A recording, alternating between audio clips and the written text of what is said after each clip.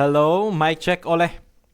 Breaking news. Omtat mai JLL Rosa nga trangin kan ngai thang. November ni khathian in share chief auditorium a concert karon nei dona share chief khomi pui song song tele a chevel khom song song te meron troi om vek turing karon so chu local vek do ne Heo, voin hi October ni somni. Sang ni somni palinia November ni kata share chief pa concert anei dona ni. He concert tur hi a concert masaber ani donin kashia swalo chuan kashe swalo tiro comment section a hamiron confirm sakteu kashe swalo nge swalo November ni kata share chief a concert anei tur hi a concert na tur masaber ani chief minister pulal do ma biel ni in kashia nga chief minister he enroll na te lo na yem te han te vel lo zel din kol veli la tero ti chuanin jela rosa nga hi a hodan tur hi an rel ani heta hianin ama e jela rosa nga te kho biel tu MLA puro bar tapon alo tholo khop maya puro bar ta hi MNF party atanga MLA ni a tholo khop mai puro bar ta ti thakop mai LBS Suzuki Youth Icon kumsang ni somni pali atanga mitam tak duron jela rosanga tuidam hodan tu relin voin October ni somni sang hi somni pali khanin an biel tu MLA hachek biel tu MLA puro bar romoy roite howin ache na ina tuidam welfare shoi tu te an thukhom ani MLA in rol to china chuanin jel rosa nga po hi a level kha na mai to lo he da van tlang chung de a om to ti kha ama po hi in lo in renon le se MLA me wan in rol to bo biel tu MLA le tuidam welfare shoi tu ten an rel dan chuanin naktuk zingdar sari October ni somni pakhat zingdar sari hianin vanapa hol kota tongtrai na nei ani anga jel rosa nga mudu inom chuanin naktuk zingkara dar sari avana pa hola in vakalang hai thon ani hi tongtrai na nei ani anga chumi nuwa jela rosa nga hian in an kho apan don ani dap chu bazar le darla ka te anlo mu don awangin reilo te ading don boka afa poimo hem information hi dap chu bazar le darla ka te ading don ani achan chu anlo muak don chu wang chuanin khami kho a fence te kha chuanin enge in hunte in lo siam rem don nia in modu chon mo mamit MZ mizo zaimi in sui kompol nin ka shi MZ et hi te point lo mo an tumbok ani he information kan share thei chin ania chon hudar nia laldenga football ground tuidama jela rosanga polin wantlang in khom buat sai ani anga ama choimoina hun man ani yang jela rosanga rol hian tuidam khomi rampum huapa che tha te po choimoi ngal ani don ani naktuk chu tuidam lo mapo program om puidon khop in alang ani jela rosa nga hi a hona atan an biel tu MLA purobarta hei ti thakati khop mai purobarta hianin ana changa hriaga tia purobarta chuan ama motor man lai aman tir dona tuidam welfare te chuan na tur po angai tu sak don ani purobarta hi mania ka zindon khani thona ron luta kan in chibaya ma po kha a fel khop maya khami thona khanin professor ni te doctor ke si te po khan chuanga kapma khanin an thua professor ni te kha chuanin purobar ta kha ran lu pa khanin ruling how chu in wathu malom ve ke ni opposition chu hnunga kan wathu nge ate khanin an in fiaman nui dardara khatiang vel kha ani kan ron zeptel ve shim shimani chu ti chuanin voina jailer ro sang he lo in khoma sunday ni obviously in khom chiang khopang tero ti chuanin azai hi kan han ngai thalokanga hi a chaw ve deuh ni hianin a hret thei ani ti chuanin in khom ban a hen hei mi pui lo bor lui me he po hi kan en ho don nia tuna chuanin a zai kan ngai thalokang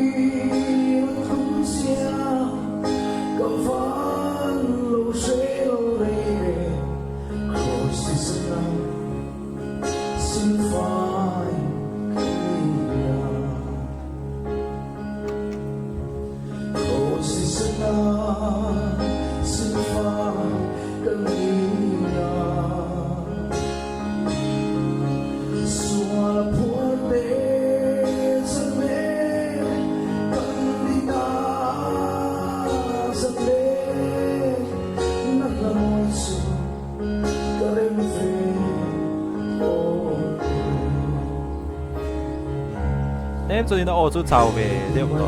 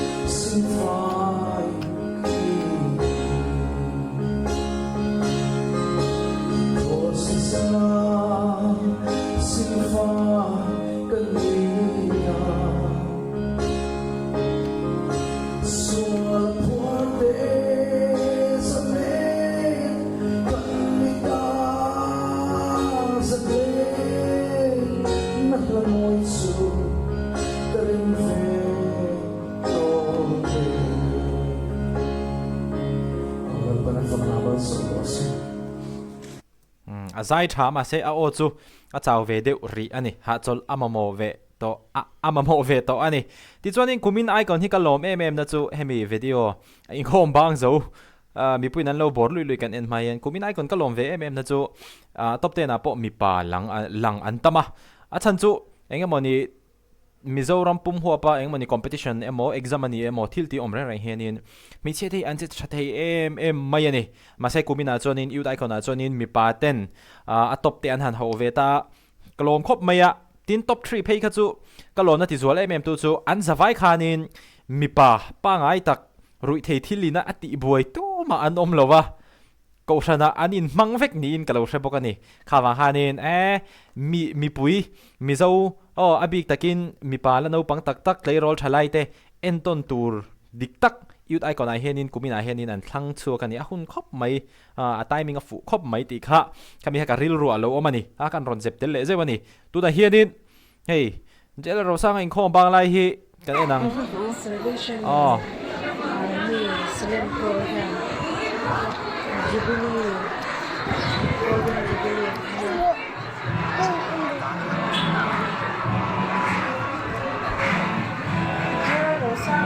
ta hi mania an bor lui mai ni hian mo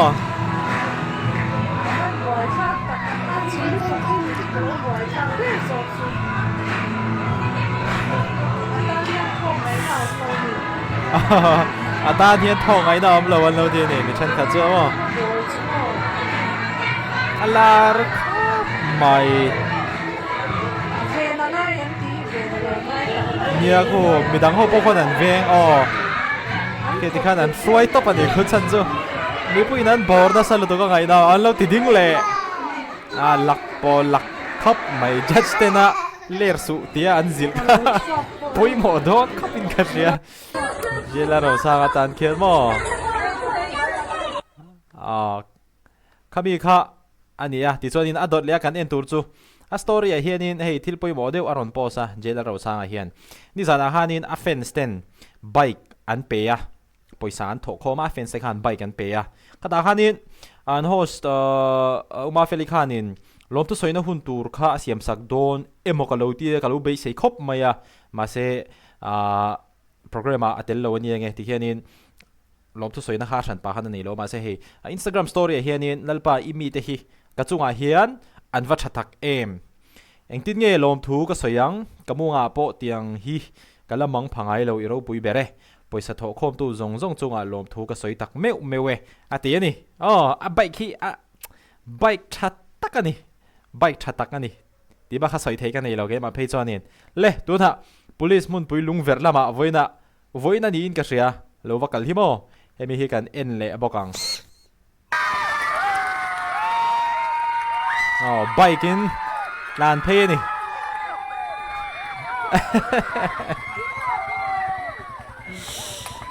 Himalaya in mo mak mi pui va han lom ve ti ka lap mungai lo rang super trio van sai lo te ti kha ni de umaya nula antela nuting antela teirol antela naupang an boka bike point park thaman lo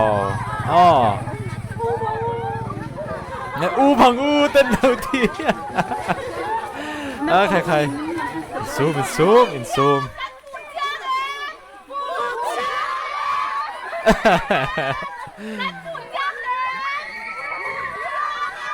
general sang fever lần này he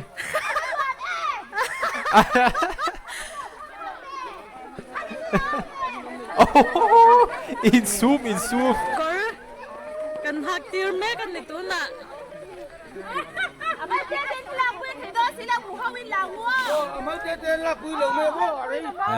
heo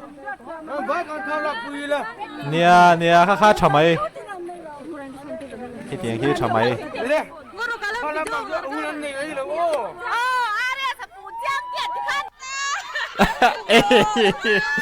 lên con in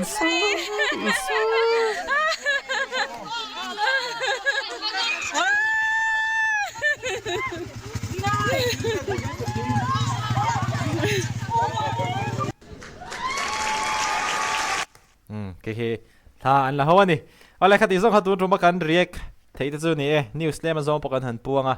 November này khát ta share chi pa à concert đón hay am saber tu running cái gì mà concert nuông mà bùi mà tang aizola trang pon zin mấy chi đi aizola Mizoram om te khát chưa mo Mizoram hun sang trang po hanin và zin tầm mấy wala share chi pa han in ti phụ mấy thế nè cho nên anh build to MLA pu Robert po ti thak hop mai thì hàng anh react tel bác mo voi na khom na azaya a o chau to ha chola ma mori to na chuan alang chiang reng bike an pe a fence ten alom hle ni ti Instagram story aron ta lang bokai le ati zong han ni ri phot mai ro so video le ngai mule theu do ni